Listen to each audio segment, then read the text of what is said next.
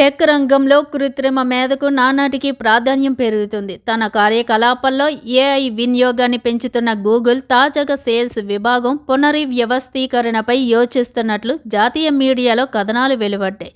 ప్రస్తుతం Google sales విభాగంలో 30,000 పైచిలుకు మంది ఉద్యోగులు ఉన్నారు. దీంతో ఉద్యోగాల్లో కోత తప్పదన్న భయం వ్యక్తమవుతుంది. వివిధ ప్లాట్ఫామ్స్లో యాడ్స్ విధానాన్ని సరళీకృతం చేసేందుకు గూగుల్ మెషిన్ లెర్నింగ్ సాంకేతికతపై ఎక్కువగా ఆధారపడుతుంది.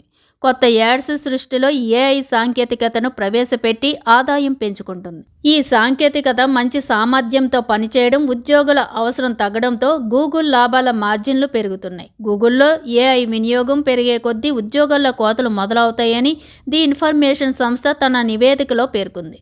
ప్రస్తుతం గూగుల్ వినియోగిస్తున్న పెర్ఫార్మెన్స్ మ్యాక్స్ యాడ్ టూల్ ప్రకటనల రూపకల్పన, ప్లేస్మెంట్ వంటి విషయాల్లో అడ్వర్టైజర్లకు సహకరిస్తుంది. అనేక విషయాల్లో స్వతంత్ర నిర్ణయాలు తీసుకునే స్థాయికి చేరుకుంది. అప్పటికప్పుడు రియల్ టైంలో యాడ్లలో మార్పులు చేస్తూ ప్రకటనల ప్రభావశీలతను ఈ టెక్నాలజీ పెంచుతుంది. ఫలితంగా ఉద్యోగుల అవసరం తగ్గుతుండటంతో లే ఆఫ్స్ భయాలు మొదలయ్యాయి.